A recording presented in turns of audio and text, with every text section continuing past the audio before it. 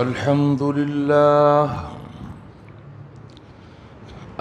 لله نحمده ونستعينه ونستغفره ونؤمن به ونتوكل عليه ونعوذ بالله من شرور أنفسنا ومن سيئات أعمالنا من يهده الله فلا مضل له ومن يضلله فلا هادي له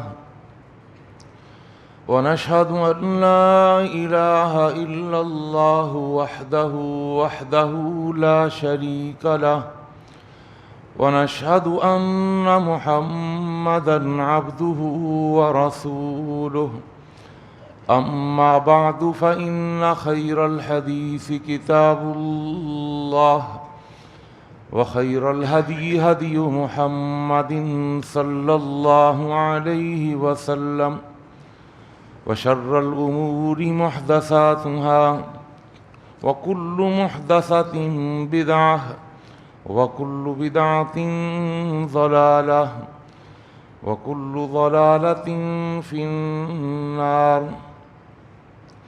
اللهم صل على محمد وعلى آل محمد كما صليت على إبراهيم وعلى آل إبراهيم إنك حميد مجيد اللهم بارك على محمد وعلى آل محمد كما باركت على إبراهيم وعلى آل إبراهيم إنك حميد مجيد فقد قال الله تبارك وتعالى في القرآن المجيد والفرقان الحميد أعوذ بالله السميع العليم وبوجهه الكريم وسلطانه القديم من الشيطان الرجيم بسم الله الرحمن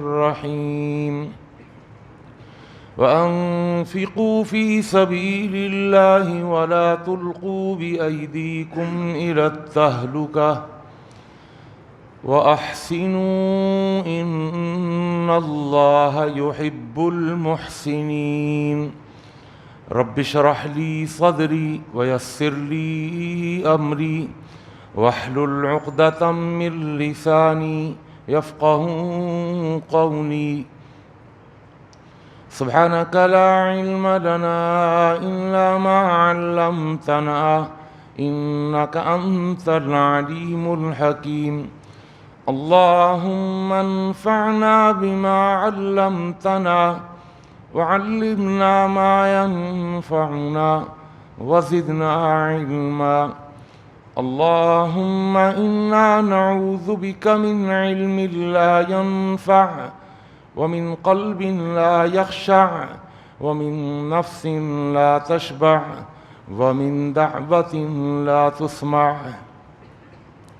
ہر قسم کی تعریفات و تحمیدات، تسبیحات و تقدیسات، تحلیلات و تمجیدات اور تہنیات و تکبیرات اس اللہ جل جلالہ عم نوالہ کے لیے جس کی جتنی بھی تعریفیں بیان کی جائیں، جس کی جتنی بھی حمد و ثنا بیان کی جائے اور جس کی جتنی بھی تحسین و ستائش بیان کی جائے اور جس کے لیے جتنے بھی شکریہ کے کلمات ادا کیے جائیں کم ہیں۔ حق یہ ہے کہ حق ادا نہیں ہو سکتا۔ حمد و ثنا کے بعد درود و سلام نازل ہوں دونوں جہانوں کے سردار پیغمبر آخر الزماں حضرت محمد مصطفیٰ صلی اللہ تعالی علیہ وآلہ وسلم کی ذات اقدس پر، جسد اقدس پر، روح اقدس پر، بے شمار بے حد و حساب ان گنت لا تعداد کہ جنہیں اللہ تعالیٰ نے ساری کائنات کے لیے رہبر، رہنما اور تمام جہان والوں کے لیے رحمت بنا کے بھیجا ہے۔ مختصر سی حمد و صلات کے بعد قرآن مجید کا دوسرا پارہ، دوسری سورت،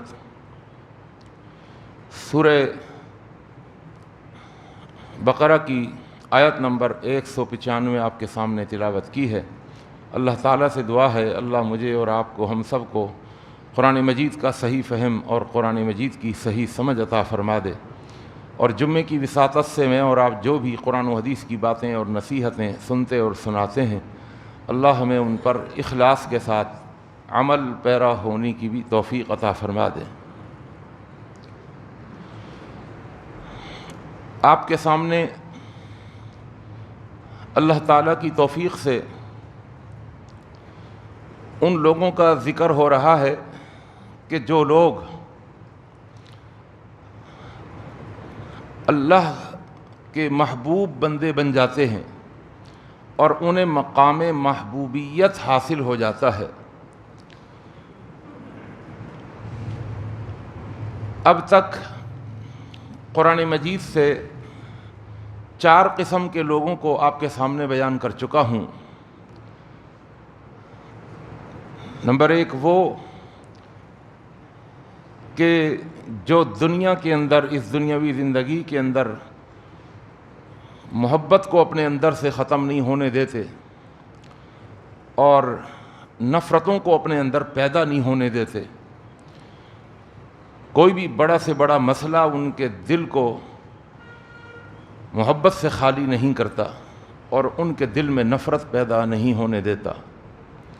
تفصیل گزر چکی ہے، اس پر الحمدللہ مفصل جمعے ہو چکے ہیں۔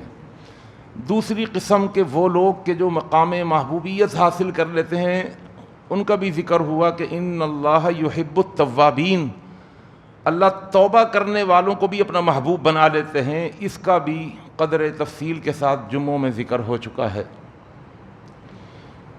پھر تیسری قسم کے وہ لوگ کہ جو مقام محبوبیت کو حاصل کر لیتے ہیں، وہ بھی ذکر ہو گئے۔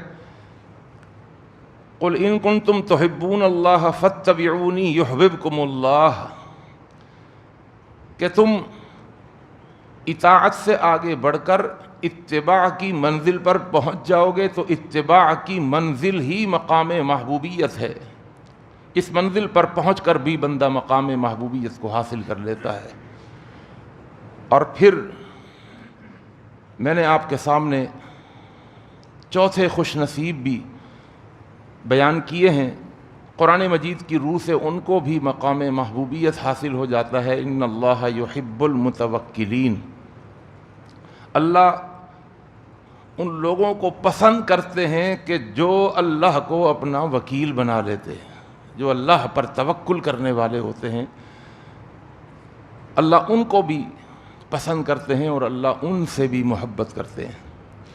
آج کی جمعے کی اس نشست میں ان چاروں محبوبوں کو سامنے رکھتے ہوئے اور ان چاروں راستوں کو سامنے رکھتے ہوئے اور ان چاروں طریقوں کو سامنے رکھتے ہوئے کہ ہم کسی راستے پر تو چلنے والے بن جائیں۔ اتنے سارے راستے ہیں، اتنے سارے آپشن ہیں، یوں نہیں یوں کر لیجئے، یوں نہیں یوں کر لیجئے، اور چاہیں تو ہر راستے پہ چل کے بتائیے، ہر طریقے کو آپ آزمائیں اور ہر طریقے کو اپنائیں تاکہ مقام محبوبیت بہت سارے حوالوں سے حاصل ہو جائے۔ اللہ ہمیں ان لوگوں میں سے فرما دے۔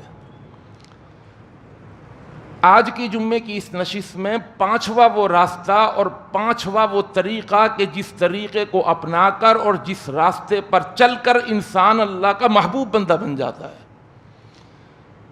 اور مقام محبوبیت کو جب حاصل کر لیتا ہے تو اللہ کہتا ہے بھائی تو میرا محبوب ہے، میں اب تیری لغزشوں پہ، گناہوں پہ سزا تھوڑی دوں گا، تجھے معاف کروں گا۔ یغفر لکم ذنوبکم۔ وہ کون سا 5واں راستہ ہے؟ فرمایا واللہ یحب المحسنین۔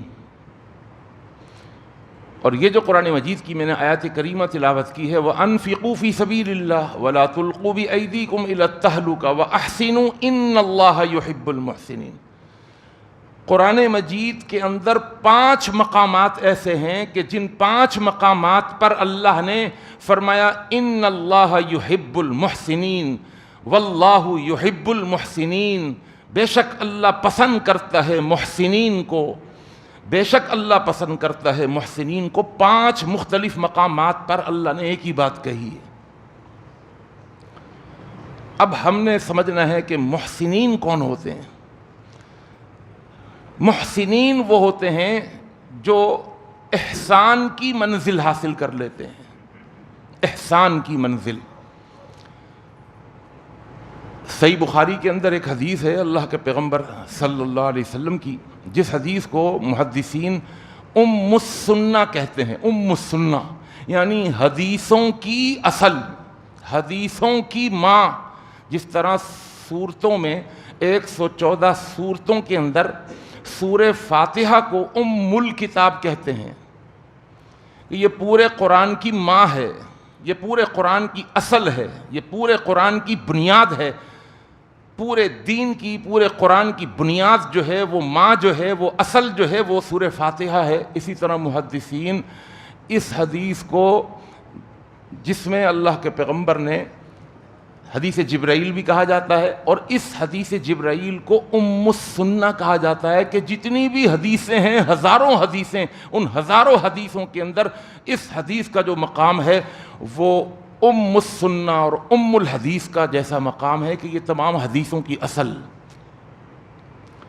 جبرائیل امین آئے تھے، اللہ کے پیغمبر صلی اللہ علیہ وسلم سے سوال کیا تھا، بہت سارے سوالات ایمان کے بارے میں، اسلام کے بارے میں، قیامت کے بارے میں، علامتوں کے بارے میں۔ ان سوالوں میں ایک سوال یہ تھا کہ مل احسان، احسان کیا ہے؟ یاد رکھیے، جس نے احسان کو سمجھ لیا اس کے لیے محسن بننا آسان ہو جائے گا، وہ احسان کے راستے پر چلنے والا بن جائے گا۔ تو احسان کو سمجھنا ہے آج کی جمعے کی اس نشست میں انشاءاللہ۔ اور یہ جو 5 مقامات قرآن نے ذکر کیے ہیں، ان 5 کو بھی اللہ کی توفیق سے میں ذکر کروں گا۔ احسان کسے کہتے ہیں؟ اللہ کے پیغمبر سے سوال کرنے والے جبرائیل کہ مل احسان، احسان کیا ہے؟ تو اللہ کے پیغمبر نے جواب دیا، ان تعبد اللہ کأنک تراہ فإن لم تکن تراہ فإنہ یراک۔ یہ احسان ہے۔ لیکن میں آپ کی توجہ چاہتا ہوں، میں وہ چیز آج بیان کر رہا ہوں جو میں نے کبھی پہلے بیان نہیں کری۔ حدیث کے اندر، اس حدیث کے اندر تو صرف یہی جملہ ملتا ہے، ان تعبد اللہ کأنک تراہ، کہ تم اللہ کی عبادت ایسے کرو کأنک تراہ، گویا کہ تم اللہ کو دیکھ رہے ہو۔ لیکن اور حدیثوں کے اندر، صحیح حدیثوں کے اندر 2 مختلف الفاظ اور بھی ملتے ہیں، سمجھنے کی کوشش کیجیے گا، آپ کو بہت فائدہ ہوگا۔ پہلا لفظ، پہلا جملہ کیا ملتا ہے؟ ان تعبد اللہ کأنک تراہ، تم اللہ کی عبادت ایسے کرو جیسا کہ تم اللہ کو دیکھ رہے ہو۔ اور حدیثوں میں ایک اور جملہ ملتا ہے، ان تخش اللہ کأنک تراہ، تم اللہ سے ایسا ڈرو جیسا کہ تم اللہ کو دیکھ رہے ہو۔ اللہ کا ڈر ایسا اپنے اندر پیدا کر لو جیسا کہ تم اللہ کو دیکھ رہے ہو۔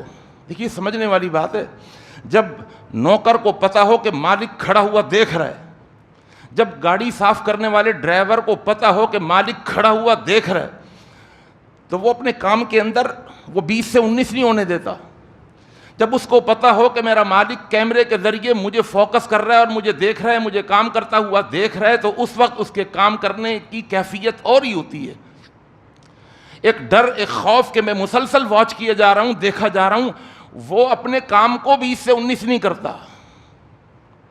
تو فرمایا ان تخش اللہ کأنک تراہ، اللہ سے ایک ڈرنا، اور ایک ایسا ڈرنا جو ڈر اس وقت محسوس ہوتا ہے جب انسان کو یہ ڈر ہو کہ مجھے دیکھا جا رہا ہے۔ اور ایک اور حدیث کے اندر ایک تیسرا جملہ آیا ہے، ان تعمل للہ کأنک تراہ، کہ تمہارا ہر عمل ایسا ہو، ہر عمل ایسا ہو، ان تعمل للہ کأنک تراہ، کہ جیسا کہ تم اللہ کو دیکھ رہے ہو، تم اللہ کو دیکھ رہے ہو۔ اور پھر تینوں الفاظ اور یہ تینوں جملے، ان کے بعد وہی حدیث ہے جو پہلے ہے اور بعد والی بھی، کہ اس کا دوسرا آپشن یہ ہے فَإِن لَمْ تَكُنْ تَرَاهُ فَإِنَّهُ يَرَاكَ۔ اگر یہ چیز پیدا نہیں ہوتی کہ اگر تمہیں اللہ نظر نہیں آتا اپنے کاموں میں، اگر تمہیں اللہ نظر نہیں آتا عبادت میں، اگر تمہیں اللہ نظر نہیں آتا اپنے معاملات میں، یعنی اس سے پہلے تو آپ یہ سمجھ رہے تھے نا کہ احسان کا تعلق صرف عبادت سے ہے۔ بھائی دین صرف عبادت کا نام تو نہیں ہے، دین صرف نماز، روزے، زکوٰۃ، حج کا نام نہیں ہے، دین تو معاملات کے اندر بھی ہے۔ تو اب معاملات کے اندر آپ کے جو بھی معاملے ہیں، جو بھی معاملات ہیں، آپ کے جو بھی کام ہیں، آپ کا کاروبار ہے، آپ کی تجارت ہے، آپ کا لینا دینا ہے، آپ کی گھریلو زندگی ہے، آپ کی عائلی زندگی ہے، خاندانی زندگی ہے، کاروباری زندگی ہے، آپ کی سوشل لائف ہے، آپ کی زندگی کے شب و روز کے ہر عمل کے اندر آپ کا یہ احساس پختہ ہو کہ میں اللہ کو دیکھ رہا ہوں. اللہ کو دیکھتے ہوئے کاروبار کرو. اللہ نظر آنا چاہیے، اللہ سامنے ہونا چاہیے. فَإِن لَمْ تَكُنْ تَرَاهُ فَإِنَّهُ يَرَاكَ. اب ذرا احسان کو سمجھ لیجئے کہ احسان کسے کہتے ہیں. اس حدیث کو سامنے رکھتے ہوئے اب ہمیں یہ بات معلوم چلی کہ کسی بھی عمل کے دو درجے ہوتے ہیں. ایک ہوتا ہے کسی بھی عمل کے دو درجے ہوتے ہیں. ایک درجہ یہ ہوتا ہے کہ یہ کام کرو، کر لیا، یہ کام کرو، کر لیا. اور دوسرا درجہ کیا ہے؟ دوسرا درجہ یہ ہے کہ کہا یہ کام کرو، اب اس کام کو جو کیا نا اس کے تقاضوں کو پورا کیا، جس طرح کرنا چاہیے تھا اس طرح کر کے دکھایا. مثال کے طور پر یہ جو میں جمعہ پڑھا رہا ہوں، یہ اس میں کچھ تفصیل ہے، اور اس تفصیل کے بغیر میں آگے نہیں بڑھوں گا، اور یہ تفصیل بہت کام کی تفصیل ہے. جمعہ پڑھنے کے لیے سب آتے ہیں. ابھی تھوڑی دیر کے بعد 5 سے 10 منٹ کے بعد یہ مسجد بھر جائے گی، پیچھے تک بھر جائے گی، اوپر تک لوگ چلے جائیں گے. انہوں نے کہنا مان لیا، جمعہ پڑھو، آ گئے جمعہ پڑھنے کے لیے. لیکن اس جمعہ پڑھو کو اہمیت نہیں دی، بس اطاعت کر لی، کہنا مان لیا. ہاں جی گئے تھے، جمعے کی نماز پڑھی تھی. کہاں گئے تھے؟ جمعہ پڑھنے. کب گئے تھے؟ آدھا خطبہ ہو گیا تھا، کہا اس کو چھوڑو، گئے تھے جمعہ پڑھنے، آئے تھے جمعہ پڑھنے کے لیے.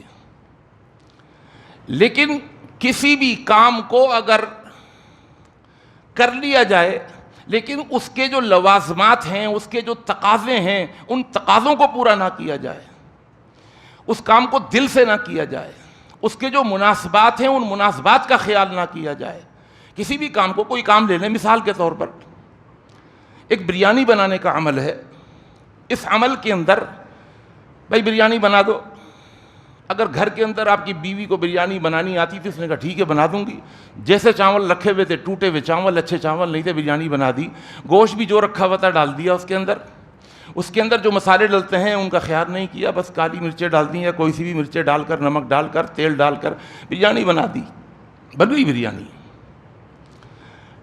لیکن ایک ہے بریانی بنانے کے جو تقاضے ہیں، جو عوامل ہیں، جو اس کی ریکوائرمنٹ ہے، اس کو پورا کیا جائے اور اس کو خوب سے خوب اور بہتر سے بہترین طریقے سے بنایا جائے. اس کے اندر گوشت بھی کہا نہیں وہ ڈنڈا بریانی بنے گی، ادرے کا گوشت لے کر آؤ، اس میں زردے کا رنگ بھی ڈلے گا، اس میں زعفران بھی ڈلے گی، یہ زعفرانی خوشبو والی بریانی بنانی ہے، اس میں چاول بھی اعلیٰ قسم کا ڈلے گا. یہ اس کام کے تقاضے ہیں، یہ اس کی ریکوائرمنٹس ہیں. اب کوئی کام اگر صرف ظاہر سے کر لیا جائے، باطن سے نہ کیا جائے، تن سے کر لیا جائے، من سے نہ کیا جائے، دل سے نہ کیا جائے، تو ہم کہتے ہیں یار دل سے کھانا نہیں پکایا. کہتے ہیں نا تم نے دل سے کھانا نہیں پکایا. اللہ اکبر. بس بڑی آسانی سے بات سمجھ میں آ جائے گی. کسی بھی کام کو اگر محنت سے، تن من سے کر دیا جائے، ظاہر اور باطن سے کر دیا جائے، اپنی اس کے اندر جان کھپا دی جائے، اس کو اپنے دل سے کر لیا جائے اور اس کے تقاضوں کو پورا کر کے کیا جائے اور اس کے لوازمات، اس کے مناسبات کا خیال رکھ کے اس کام کو کیا جائے، عمدہ طریقے سے، بہترین طریقے سے اگر اس کام کو کیا جائے تو اس کو احسان کہتے ہیں. اس میں محنت لگتی ہے، اس میں کوشش ہوتی ہے، ایکسٹرا آرڈنری محنت لگتی ہے. دیکھیے جمعہ پڑھنے والوں کی میں مثال دے رہا تھا، جنہوں نے اذان سے پہلے جو آ گئے اور جو اذان کے بعد آئے ہیں، بڑا فرق ہے. جو اذان سے پہلے آ گئے، جنہوں نے مسجد کے اندر خطیب کے منبر پر چڑھنے سے پہلے جمعے کو پا لیا، کتنا وقت، 5 منٹ پہلے یا 10 منٹ پہلے یا 2 منٹ پہلے بھی اگر آ گئے تو انہوں نے وہ پا لیا کہ سبحان اللہ. اللہ فرماتا ہے ایک ایک قدم کے بدلے ایک سال کے روزے لکھوا دیتا ہوں، ایک قدم کے بدلے ایک سال کی رات کی تہجد کی نماز کا ثواب لکھوا دیتا ہوں۔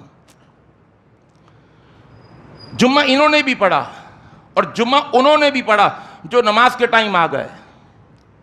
مسئلہ ہے کہ اگر آپ جمعے کی پہلی رکعت کے رکوع میں نہیں بلکہ جمعے کی دوسری رکعت کے رکوع میں اگر آپ نے امام کو پا لیا، آپ نے جمعہ پا لیا، ایک رکعت اور پڑھ لیں، آپ کا جمعہ ہو گیا۔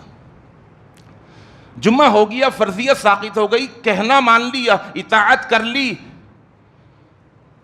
اب ظہر نہیں پڑھیں گے، ایک رکعت بھی مل گئی نا امام کے ساتھ، فرض پورا ہو گیا۔ لیکن یہ احسان کے ساتھ کام نہیں ہوا۔ میں مثال دوں گا، بس یہ پک گئی بریانی، اس کو بریانی نہیں کہیں گے، کوئی اس کو کیا کہے گا، یا کھچڑی بنا دیے یا بریانی بنائیے، تم نے ہپا بنایا، یہ کیا بنایا، بریانی ہے کیا ہے؟ اب وہ بعد میں لاکھ کہے کہ یہ چاول اچھے نہیں تھے، وہ پانی زیادہ ڈل گیا تھا، وغیرہ وغیرہ وغیرہ۔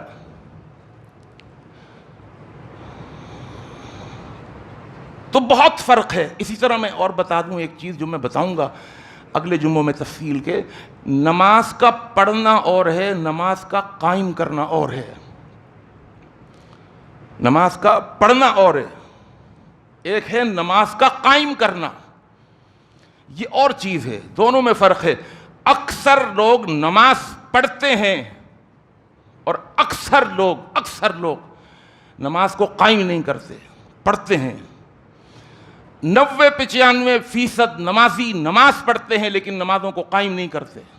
نمازوں کو قائم کرنے کا حکم ہے، قرآن مجید آپ پڑھیں، اقیم الصلاۃ یقیمون الصلاۃ، کہیں نہیں کہا کہ صلو نماز پڑھو، بلکہ حکم کیا دیا، اقیم الصلاۃ، نماز کو قائم کرو۔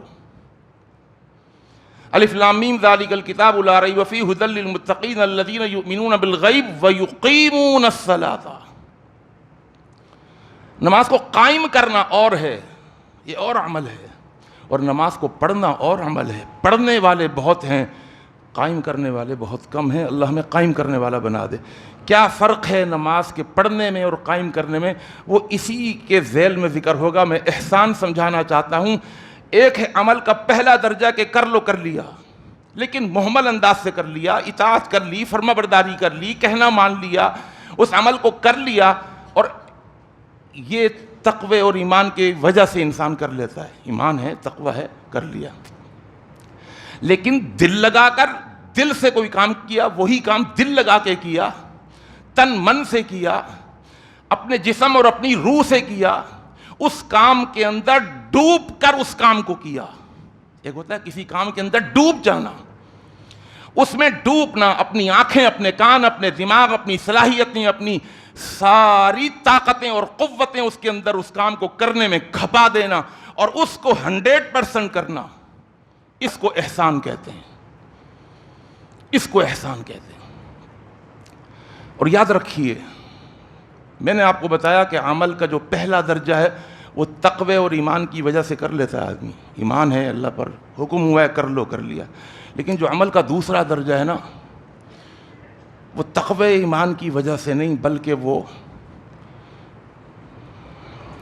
دلی لگاؤ اگر پیدا ہو جائے اللہ سے، والذین آمنوا اشد حبا للہ۔ بھائی دل سے کام تو جب کریں گے نا، جب دلی لگاؤ ہو، جب محبت بڑھ جائے، یاد رکھیے گا، جب محبت بڑھ جائے تو پھر وہ کام کو 100% کرتا ہے کہ میرے محبوب کا کام ہے، میں اپنے محبوب کا کہنا مان رہا ہوں۔ پہلا کام تو صرف ڈر کی وجہ سے کہ نہیں کریں گے تو سزا ملے گی، عذاب ملے گا، لیکن جو دوسرا درجہ ہے نا، کام کو 100% کرنا، 100% کرنا، اس میں تن من دھن کی بازی لگا دینا، اس کے سارے تقاضوں کو پورا کر دینا، یہ کون سی چیز کرواتی ہے؟ یہ انسان کی محبت جب حد سے بڑھ جائے، اللہ کی محبت اس کو اٹھا دیتی ہے بستر سے، اللہ کی محبت اس کو اٹھاتی ہے رات کو بستر سے، فجر کی نماز پڑھواتی ہے۔ اور محبت ڈر سے بڑھ کر ہے، تقوی سے بھی بڑھ کر ہے، یہ میں اپنی طرف سے بات نہیں کر رہا، اس لیے کہ محبت کے اندر تقوی بھی ہے، محبت بھی ہے، اور محبت کے اندر تقوی بھی ہے۔ کس طرح تقوی ہے؟ ڈر بھی ہے، کس طرح؟ اس لیے کہ محب کو محبوب کے خفا ہونے کا اور محب کو محبوب کے ناراض ہونے کا بھی ڈر ہوتا ہے۔ ایک تو محبوب سے ملاقات کا شوق، محبوب سے جو محبت ہے اس میں شدت، اور پھر اس بات کا ڈر اور خوف کہ میرا محبوب مجھ سے ناراض ہو جائے گا، خفا ہو جائے گا۔ تو اس ڈر کے ساتھ اور اس محبت کے ساتھ، محبت اور ڈر کو جمع کر کے وہ اس کام کو 100% کرتا ہے۔ عمل کا جو پہلا درجہ ہے اس میں صرف ڈر ہے، سزاؤں کا ڈر، پکڑ لے گا اللہ۔ لیکن جو عمل کا دوسرا درجہ ہے 100% کرنے، جس کو احسان کہتے ہیں، اس کے اندر محبت بھی ہے، قلبی لگاؤ بھی ہے، محنت بھی ہے، کوشش بھی ہے، اور ڈر بھی ہے اس کے ناراض ہونے کا۔ اب میں آگے کی طرف بڑھ رہا ہوں، آپ کی توجہ چاہتا ہوں۔ قرآن مجید کے وہ 5 مقامات جہاں اللہ نے ذکر کیا ہے کہ ان اللہ یحب المحسنین، اس میں سب سے پہلا مقام فرمایا وسارعوا الی مغفرۃ من ربکم۔ اب تک کی تقریر ذہن میں رکھیے گا، اس لیے کہ جو آیت پڑھ رہا ہوں آیت کے ساتھ اس تقریر کو آپ نے جوڑنا ہے۔ وسارعوا الی مغفرۃ من ربکم وجنۃ عرضها السماوات والارض اعدت للمتقین۔ یہ جنت جس کی چوڑائی آسمانوں اور زمینوں کے برابر ہے، اعدت للمتقین، یہ متقین کے لیے تیار کی گئی ہے۔ اللہ متقین کون ہیں؟ اب سنیے گا، اللہ کہتا ہے متقین وہ ہیں کہ جن کے اندر 4 خصوصیتیں ہیں۔ اللہ نے ترتیب کے ساتھ چاروں خصوصیتیں ایک ہی آیت میں ذکر کی، سنیے گا۔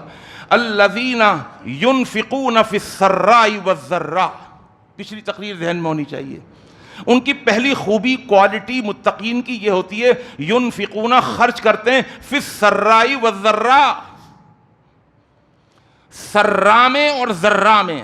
سرا کسے کہتے ہیں؟ سرا کہتے ہیں خوشی میں، خوشی خوشی مال آ رہا ہے، کاروبار ہو رہا ہے، ترقی ہو رہی ہے، پیسہ آ رہا ہے، اور یہ اللہ کے راستے میں خوب خرچ کر رہے ہیں۔ ادھر آیا اور اللہ کے راستے میں خرچ کیا، خوب خرچ کر رہے ہیں اس لیے کہ آ بھی رہا ہے۔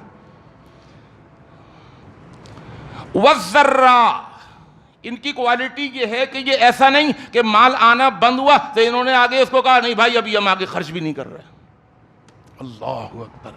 ینفقون فی السراء والضراء، اب جب مال آنا پیچھے سے بند ہوا انہوں نے آگے خرچ کرنے کو بند نہیں ہونے دیا۔ والضراء، مال نہیں آ رہا تھا، کوئی نہیں آ رہا ہے ہمارے پاس، اللہ کے راستے میں خرچ کرنے کو نہیں روکیں گے ہم۔ کیوں؟ اس لیے کہ بہت ساری حدیثیں سن کر، قرآن مجید کی آیتیں سن کر ان کا ایمان بلند ترین سطح پر پہنچا ہوا ہے۔ انہیں یقین ہے وہ اللہ کو دیکھ رہے ہیں، اس کی سخاوت کو دیکھ رہے ہیں، اس کی فیاضی کو دیکھ رہے ہیں، اس کی دریا دلی کو دیکھ رہے ہیں، اس کے غنا کو جانتے ہیں، اس کی بادشاہت، سلطنت اور حکومت کو جانتے ہیں۔ وہ کہتے ہیں اللہ بہت دے گا، ہم ایسا نہیں کریں گے کہ اب نہیں آ رہا تو نہیں دیں گے۔ الذین ینفقون فی السراء والضراء۔ اب دیکھیے اس کے اندر کیا ہے، وہ جو احسان کا میں نے معنی بتایا تھا کہ جس میں محنت ہے، کوشش ہے، یہ نہیں کہ بس خرچ کر رہے ہیں، جی ہاں پیسہ آ رہا ہے خرچ کر رہے ہیں، نہیں اب پیسہ نہیں آ رہا، اب وہ کہتے ہیں کوئی بات نہیں آ رہا پیسہ، ہم اب محنت کریں گے، کوشش کریں گے، خرچ کریں گے، اس عمل کو نہیں چھوڑیں گے، یہ ذرا مشکل کام ہے لیکن ہم اس کو بھی کریں گے۔ وہ یہ نہیں کہتے میاں اب چونکہ پیسے نہیں ہیں اب بریانی ہم کہ وہ اعلیٰ 400 روپے کلو چاول نہیں لائیں گے، اب ہم جو ہے نا 100 روپے کلو چاول لے کر آئیں گے، نہیں ہم 400 روپے ہی لائیں گے، ہم نے بریانی ہی پکوانی ہے، وہ زعفرانی خوشبودار بریانی ہی پکوانی ہے، وہی پکے گی۔ آ رہی ہے نا بات سمجھ؟ میں گھر کی مثال کے ساتھ اس لیے سمجھاتا ہوں تاکہ بات اچھے طریقے سے دماغ میں بیٹھ جائے۔ اللہ، یہ کون سی چیز کروا رہی ہے اس سے؟ حالانکہ اس کے پاس پیسے کم ہو گئے، اس کی تنخواہ رک گئی، پیچھے سے فیکٹری کے اندر کچھ اسے اکاؤنٹ اس کے سیل ہو گئے، اس کے اکاؤنٹ فریز ہو گئے کسی وجہ سے۔ اب وہ کہتا ہے کہ نہیں یار میرے بیوی بچے کھائیں گے، ان بیوی بچوں کی محبت اس کو کنجوسی کی طرف نہیں لے کے جاتی۔ وہ کہتا ہے نہیں بھائی وہی چاول آئیں گے جو تم کھاتے ہو، جو میں لاتا ہوں وہی چاول آئیں گے، وہی گوشت آئے گا۔ فی السراء والضراء، یہ ہے احسان کے مرتبے سے نیچے نہیں آئیں گے ہم۔ دوسری خوبی، میں زیادہ تفصیل میں نہیں جاؤں گا، وہ بھی غور فرمائیے گا۔ والکاظمین الغیظ. اللہ ہمیں اس آیت کا مصداق بنا دے. متقین کی دوسری صفت کیا بیان کی؟ والکاظمین الغیظ. ایک ہے لفظ غیظ، ایک ہے غضب، اور ایک ہے کاظم. کاظمین جمع ہے کاظم کی.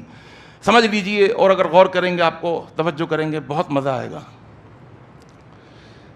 دیکھیے جب غضب بڑھ جائے، غضب ہماری اردو زبان میں بھی استعمال ہوتا ہے غصہ، جب غضب بڑھ جائے اور غضب اپنی انتہا کو پہنچ جائے تو پھر وہ غضب غیظ سے بدل جاتا ہے. ہماری اردو زبان میں دونوں لفظ مستعمل ہیں. ہم کہتے ہیں غیظ و غضب. غضب ہلکا ہے، غیظ بڑا ہے. جب غضب میں شدت پیدا ہو جائے اور غصے میں غضب میں جب شدت پیدا ہو جائے، وہ شدت اپنی انتہا کو پہنچ جائے تو وہ غضب غیظ سے بدل جاتا ہے. غیظ کسے کہتے ہیں کہ اب غصے کے اندر انتقامی جذبات بھی انسان کے اندر پیدا ہونے لگے. انتقامی جذبات چھوڑوں گا نہیں اب میں اس کو. آ رہی ہے بات سمجھ میں؟ پہلے تو غصہ آ گیا، پھر وہ غصہ بڑھتے بڑھتے اتنا بڑھ جائے کہ غضب سے آگے بڑھ کر پھر وہ غیظ کے اندر چلا جائے. غیظ کہتے ہیں کہ غضب پیچھے رہ گیا اور اس کا غصہ انتہاؤں کو پہنچ گیا اور انتقامی جذبات اس کے اندر پیدا ہو گئے. اب میں اس کا یہ بگاڑ دوں گا، یہ کر دوں گا، وہ کر دوں گا. اس کو کہتے ہیں غیظ. اللہ کیا کہتا ہے؟ والکاظمین الغیظ. متقین کی صفت یہ ہے، متقین کی خوبی یہ ہے، والکاظمین الغیظ. وہ اس غیظ کو قزم کر دیتے ہیں. قزم کا معنی بتاؤں گا آپ کو، توجہ رکھیے گا. اللہ ہمیں قرآن کو ترجمے کے ساتھ پڑھنے کی توفیق عطا فرمائے. قزم کسے کہتے ہیں؟ کاف تا کے بعد جو ذا آتی ہے، زوئیں بھی بولتے ہیں ہمارے اردو والے، اور میم. قزم کسے کہتے ہیں؟ قزم کہتے ہیں، پہلے زمانے کے اندر آپ نے دیکھا ہوگا کہ مشکیزے ہوتے تھے پانی کے. پانی کا اگر آدھا مشکیزہ ہونا، اس کا منہ بند کرنا بڑا آسان ہوتا ہے، صحیح ہے. لیکن اگر مشکیزہ پانی سے لبالب بھر جائے اور وہ ہاتھوں سے چھوٹ نہ پائے، اس کا وزن بھی بڑھ گیا، اور اس کا منہ بند کرنا، اس کے اوپر ڈوری لگانا، اس کو بند کرنا، اس کے اوپر سیل لگانا، وہ ایک آسان کام نہیں ہوتا. پانی گر بھی سکتا ہے، جھلک بھی سکتا ہے، اور جگہ گیلی ہو سکتی ہے، پانی ضائع ہو سکتا ہے. وہ اس بھرے ہوئے لبالب مشکیزے کا منہ مشکل سے، محنت سے اس کو بند کرتا ہے اور اس کے اوپر ڈوری باندھ دیتا ہے. اس کو عربی زبان میں قزم کہتے ہیں. آئی بات سمجھ میں؟ ایک ہے غصہ پی جانا، ایک ہے اپنے غیظ کو پی جانا. وہ غیظ جو باہر نکلنے کے لیے تیار ہے، وہ مشکیزے کا پانی جو اس کے منہ سے چھلکنے کے لیے تیار ہے، جو نکلنے کے لیے تیار ہے. گرا سو اب گرا، اس کو بند کرنا، اس کو پکڑ لینا، اس کو ڈوری لگا دینا اور اس کے منہ کو صحیح طریقے سے بند کر دینا کہ ایک قطرہ باہر نہ نکلے، اس کو قزم کہتے ہیں. اللہ کہتا ہے متقین کی دوسری صفت یہ ہے، والکاظمین الغیظ. وہ غصہ جو انتقامی جذبات سے بدل گیا، جو غیظ سے بدل گیا، وہ غصہ جو اپنی شدت اختیار کر گیا اور وہ لبالب بھر گیا کہ یہ پھٹ جائے. تکاد تمیز من الغیظ، من الغضب نہیں کہا.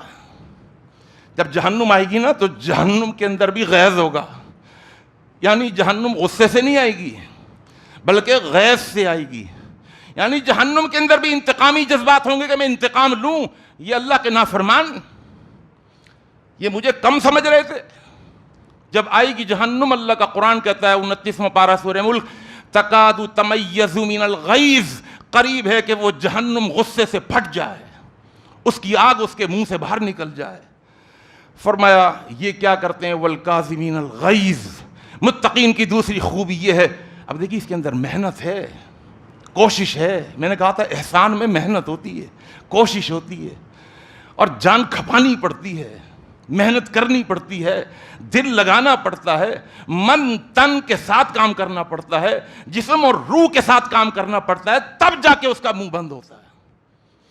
تو اللہ فرماتا ہے ان کی دوسری خوبی ہے والکاظمین الغیظ. یہ غصے کو بند کر دیتے ہیں اوپر سے. وہ غصہ جو غیظ میں بدل گیا اس کو باہر نہیں نکلنے دیتے. تیسری خوبی والعافین عن الناس. اللہ اکبر. اللہ ہمیں اس آیت کا مصداق بنا دے. والعافین عن الناس. اچھا دیکھیے یہ خوبی والعافین عن الناس یہ کاظمین الغیظ کی خوبی سے بڑی خوبی ہے. ایک تو ہوتا ہے نا کسی نے نقصان پہنچایا، تکلیف دی، گالیاں دیں، آپ نے غضب کو غیظ سے بدلا اپنے اندر، لیکن آپ نے اس کو کنٹرول کر لیا، آپ کاظم بن گئے، آپ نے اس غصے کو، اس غضب کو، اس غیظ کو باہر نہیں آنے دیا. لیکن اللہ کیا کہتا ہے؟ اندر تو ہے نا غصہ، باہر نہیں آنے دے رہا. بھائی مشکیزے کے اندر ہے نا پانی، تو ہے تو پانی، غصہ ہے تو صحیح، غیظ اندر ہے، لیکن آپ نے اس کو اپنے ایمان کی ڈوری سے باندھ کے رکھ دیا. اللہ کہتا ہے متقین کی خوبی یہ ہے وہ اس سے بھی آگے بڑھ جاتے ہیں. والعافین عن الناس. وہ جو انہوں نے نقصان پہنچایا تھا، تکلیف دی تھی، گالیاں دی تھیں، یہ ان کو معاف کر دیتے ہیں. یہ ان کو معاف کی، دل میں لے کے نہیں بیٹھے رہتے، ہے نا غصہ پل رہا ہے اندر، پک رہا ہے مسلسل، لاوا پک رہا ہے، نہیں، وہ اس طرح اب اور آگے بڑھتے ہیں. والعافین عن الناس، لوگوں کو معاف بھی کر دیتے ہیں. معافی کے اندر کیا ہوتا ہے؟ کچھ باقی رہتا ہے. گناہ کی معافی مانگنے والا ایسا ہے جیسے اس نے گناہ کیا ہی نہیں، ایسا خالی کر لیتے ہیں، بالکل بالکل خالی کر لیتے ہیں. مشکیزہ پورا خالی ہو گیا. غصہ جو اندر بھرا ہوا تھا، جو غیظ کی شکل اختیار کر چکا تھا، بہت نقصان دہ اور ہارمفل تھا، اس پورے مشکیزے کو وہ خالی کر دیتے ہیں. کچھ بھی نہیں ہے ہمارے اندر بھائی، کوئی غصہ نہیں ہے، کوئی غیظ نہیں ہے، کوئی غضب نہیں ہے. والعافین عن الناس. اب اللہ کیا فرما رہے ہیں؟ اب یہ چوتھی خوبی ہے متقین کی. اگر آپ توجہ رکھیں آپ کو مزہ آ جائے گا، اور آپ کی کوشش ہوگی اللہ ہم سب کو اس آیت کا مصداق بنا دے. یہ معاف کرنے کی خوبی بھی بہت بڑی خوبی ہے، لیکن اللہ آخری خوبی جو بیان کر رہے ہیں نا، اس خوبی کے مقابلے میں معاف کرنے والی خوبی بھی چھوٹی نظر آتی ہے. اب یہ خوبی بھی چھوٹی نظر آتی ہے. اللہ کیا کہتا ہے آگے؟ واللہ یحب المحسنین. یہ صرف معاف ہی نہیں کرتے، اس کے ساتھ احسان، حسن سلوک، اس کے ساتھ خیر خواہی، بھلائی. کس کے ساتھ؟ جس نے برائی کی، جس نے ایسا غصہ دلایا جو غیظ و غضب کے اندر بدل گیا، یہ اس کے ساتھ کیا کرتے ہیں؟ احسان والا معاملہ کرتے ہیں. اللہ کہتا ہے واللہ یحب المحسنین. جب بندہ آگے بڑھتا رہے اور تقویٰ پیچھے رہ جاتا ہے، بہت پیچھے نا، آگے بڑھتا رہے اور بڑھتے بڑھتے بڑھتے بڑھتے جب وہ احسان کی منزل پر پہنچ جائے نا، اللہ کہتا ہے مجھے تجھ سے محبت ہو جاتی ہے، اب تو میرا محبوب بندہ بن جاتا ہے. اللہم اجعلنا منہم. اللہ ہمیں ان لوگوں میں سے فرما دے. ایک اور مقام پر اللہ نے ایک اور مقام پر ذکر کیا واللہ یحب المحسنین فاعف عنہم واصفح ان اللہ یحب المحسنین. ایک اور مقام پہ اللہ نے فرمایا وَكَأَيٍّ مِّن نَبِيٍّ قاتل معه ربيون كثير فما وهنوا لما أصابهم في سبيل الله وما ضعفوا وما استكانوا والله يحب الصابرين وما كان قولهم إلا أن قالوا ربنا اغفر لنا ذنوبنا وإسرافنا في أمرنا وثبت أقدامنا فانصرنا على القوم الكافرين فأصابهم الله ثواب الدنيا وحسن ثواب الآخرة والله يحب المحسنين. کتنے ایمان والے نبی کے صحابہ جنہوں نے اپنی جان ہتھیلی پر رکھ کر محنت کی، کوشش کی، جہاد پر نکلے. ایک ہے بس جہاد پر سرسری نکل گئے، اپنی جان بچا کے رکھی. کہا نہیں، انہوں نے جان کے نذرانے پیش کر دیے. 313 ہیں سامنے 1000 ہے، انہوں نے کہا کوئی بات نہیں، ہمارے پاس ایمان کی طاقت ہے، ان کے پاس ایمان کی طاقت نہیں ہے. وما ضعفوا وما استکانوا، نہ وہ کمزور پڑے، وما استکانوا، اور نہ وہ ڈھیلے پڑے.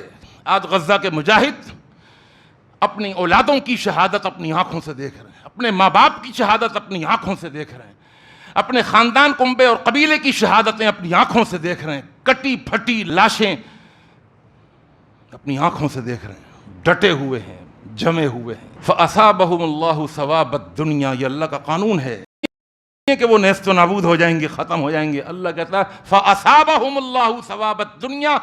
اس قربانی کے دینے کے بعد جو دنیا میں ان کے لیے اجر اور ثواب، اور ان کے لیے اللہ نے انعامات جو مقرر کیے ہوئے ہیں وہ ان کو مل کے رہیں گے. وحسن ثواب الآخرہ واللہ یحب المحسنین. یہ بھی احسان کے مرتبے پر فائز ہیں، ڈٹے ہوئے ہیں، جمے ہوئے ہیں، اعلاء کلمت اللہ کے لیے تن من دھن کی بازی لگا رہے ہیں، لیکن وہ اپنی جگہ نہیں چھوڑ رہے.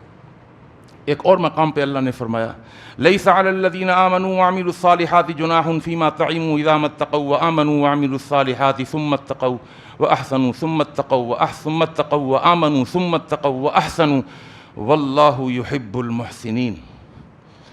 اللہ تعالیٰ احسان کے مرتبے پر پہنچنے والوں سے محبت کرتے ہیں.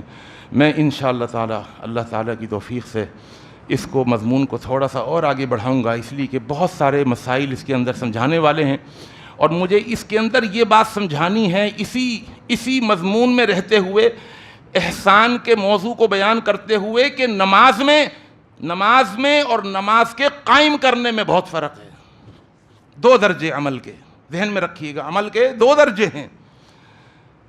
ایک ہے نماز کا پڑھنا، ایک ہے نماز کا قائم کرنا. ایک ہے جمعہ کا پڑھنا اور ایک ہے جمعے کو قائم کرنا.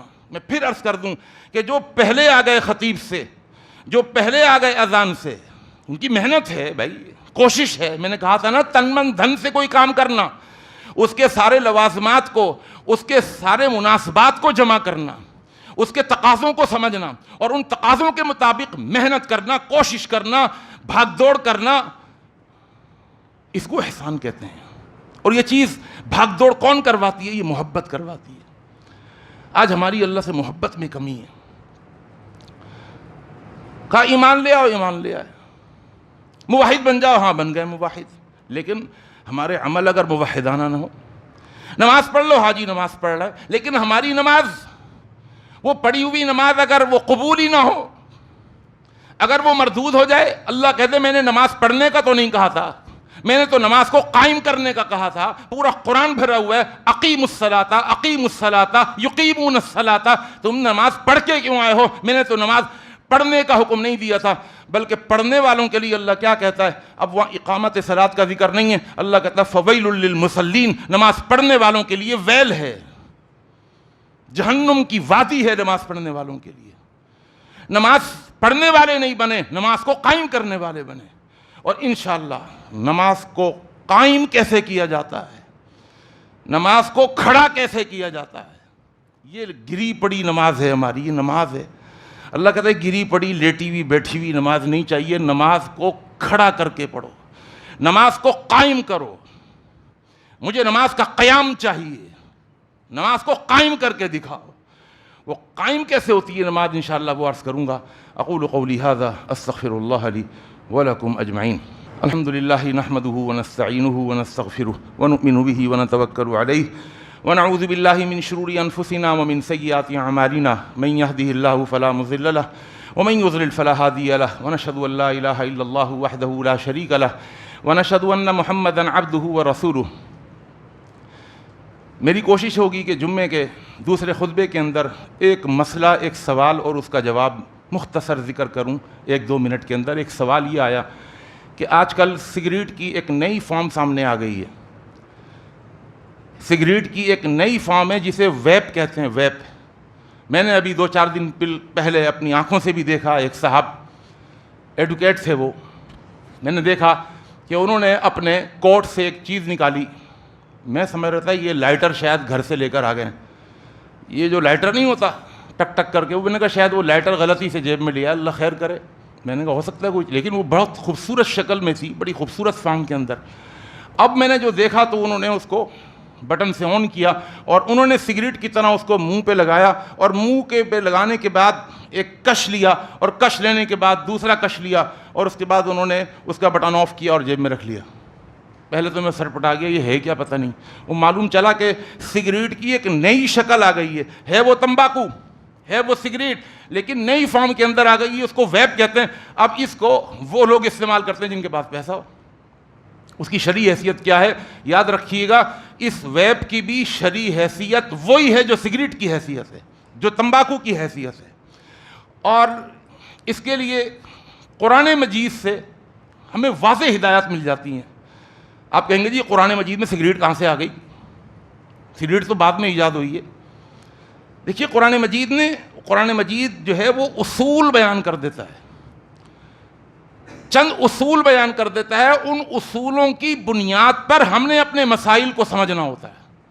قرآن نے ایک اصول بیان کر دیا. اصول کیا ہے؟ وَلَا تُلْقُوا بِأَيْدِيكُمْ إِلَى التَّهْلُكَةِ. اور اتفاق کی بات یہ ہے کہ آج جمعے میں جو میں نے آیت پڑھی ہے, اس آیت کے اندر بھی اللہ کہتا ہے وَأَنفِقُوا فِي سَبِيلِ اللَّهِ وَلَا تُلْقُوا بِأَيْدِيكُمْ إِلَى التَّهْلُكَةِ وَأَحْسِنُوا إِنَّ اللَّهَ يُحِبُّ الْمُحْسِنِينَ. اللہ کہتا ہے اپنے آپ کو ہلاکت میں مت ڈالو. آپ کہتے ہیں مولوی صاحب سگریٹ پینے والے تو کوئی نہیں مر رہا ہے, بلکہ آپ مثالیں دیتے ہیں لوگ کہ جی مولوی صاحب وہ ہمارے پتہ ہے ایک بڈھا ہے, اس کی عمر جو ہے 110 سال ہے اور وہ سگریٹ پیتا ہے, وہ کہہ رہا ہے میں تو بچپن سے پی رہا ہوں, مجھے کچھ بھی نہیں ہوا. ارے بھائی یہ ایکسیپشنل مثالیں ہیں. یہ آپ سروے رپورٹ, میڈیکل کی رپورٹ تو دیکھیے کہ سگریٹ کے نقصانات کیا ہیں, آپ کو پتہ چلے گا.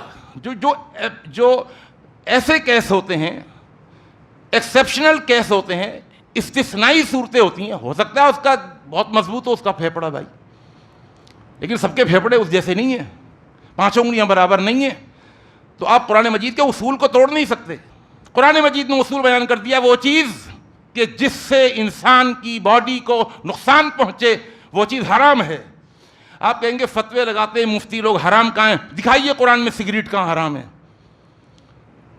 آئیے آپ کو میں ایک چیز اور سمجھا دوں. یہ صرف آج کے مولویوں کا کام نہیں ہے کہ قرآن کا ایک اصول بیان کر کے اور سارے مسئلے نکال رہے ہیں. سگریٹ کا بھی نکال رہے ہیں, تمباکو کا بھی نکال رہے ہیں. صحابہ کرام کا بھی یہی طریقہ تھا. عبداللہ ابن مسعود رضی اللہ تعالیٰ عنہ کے پاس ایک عورت آئی اور اس عورت نے کہا میں نے سنا ہے کہ آپ یہ کہتے ہیں کہ جو عورت اپنی باڈی کے اندر, اپنے جسم کے اندر ٹیٹو بنواتی ہے یا جسم کو گدواتی ہے, آج یہ بھی فیشن ہے, انگریزوں میں بہت زیادہ ہے اللہ معاف فرمائے, اور یہ جراثیم اب یہاں بھی منتقل ہو رہے ہیں.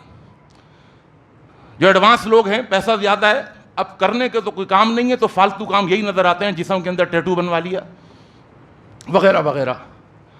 عبداللہ ابن مسعود کے پاس ایک عورت آئی, کہنے لگی آپ کہتے ہیں کہ اللہ کی لعنت ہے اس عورت کے اوپر جو جسم کے اندر ٹیٹو بنواتی ہے یا جو بھویں بنواتی ہے یا جو اپنے چہرے کے بالوں کو صاف کرواتی ہے. کہاں لکھا قرآن میں؟ ہم تو پورا قرآن پڑھتی رہی ہیں, میں نے کئی مرتبہ قرآن پڑھا. عرب لوگ تھے نا, ترجمہ جانتے تھے, کہیں نہیں لکھا اللہ نے لعنت کی ہو. اور یہ بھی یاد رہے, مسئلہ سمجھ لیں کہ اگر کسی کی بھویں ایسی ہیں کسی عورت کی کہ جو حد سے زیادہ بڑھ گئی ہیں اور مردوں کی مشابہت ہو رہی ہے, تو پھر مردوں کی مشابہت والی حدیث کو سامنے رکھتے ہوئے اس کو اپنی بھویں صحیح کروانی چاہیے. یہ نہیں کہ اس کی آنکھوں پر آ جائیں بچے ڈریں, ایسا نہیں کرنا چاہیے. یہ دین فطرت ہے. اگر فطرت سے ہٹ گئی ہے اس کی بھویں اور بالکل مردانہ شیپ آ گیا یا اس کی مونچھیں نکل گئیں. میں نے کل ہی ایک عورت کو دیکھا, اس کی 2 انچ کی داڑھی ہے. یا اللہ, میں ڈر گیا, میں نے کہا یہ شاید نماز بھی پڑھا لے گی اگر اپنا گیٹ اپ تھوڑا مردوں والا بنا لے.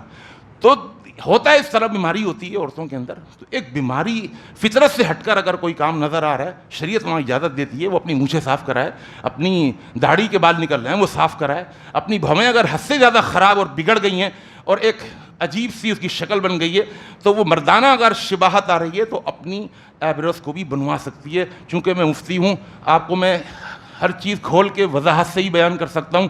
صرف یہ کہہ کر کہ جی بھویں بنانا حرام ہے آگے نہیں بڑھ سکتا, اس لیے میں نے تھوڑی سی یہ تفصیل کر دی.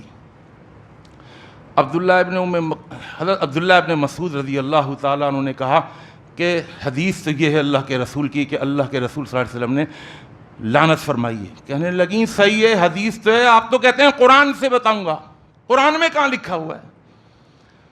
اللہ اکبر. عبداللہ ابن مسعود نے کہا تو میں قرآن بھی پڑھ کے سناؤں. قرآن کیا پڑھا؟ ما آتاکم الرسول فخذوہ وما نہاکم عنہ فانتہوا. جو رسول دے دے اس کو لے لو, جس سے منع کر دے اس سے رک جاؤ. تو رسول نے منع کیا نا, اور قرآن کہتا ہے جس سے منع کر دو اس سے رک جاؤ. تو رسول نے منع کیا ہے تو رک جاؤ. پھر وہ عورت کہنے لگی کہ وہ تو سنا آپ کی بیگم بھی بنواتی ہیں. اس زمانے میں بھی ایسا ہوتا تھا نا. عبداللہ ابن مسعود نے کہا اللہ کی قسم اگر میری بیوی اگر اس طریقے سے کرے نا, وہ عبداللہ مسعود کی پھر بیوی نہیں رہ سکتی. حالانکہ وہ کمتر سے عبداللہ ابن مسعود فائنینشلی اعتبار سے بہت کمزور تھے. ان کی بیوی زینب زکوٰۃ دیتی تھی تو خود لے لیا کرتے تھے, مجھے دے دو بھائی زکوٰۃ. بیوی شوہر کو زکوٰۃ دے سکتی ہے. چنانچہ وہ کہنے لگیں جاؤں جا کے دیکھوں, کہا جاؤ اندر. بیوی سے ملاقات کر کے آئیں تو وہ شرمندہ ہو گئیں کہ بس باتیں ہو رہی تھیں کہ آپ کی بیگم بھی وہ بھویں بنواتی ہیں, وہ تو بالکل نہیں بنواتی.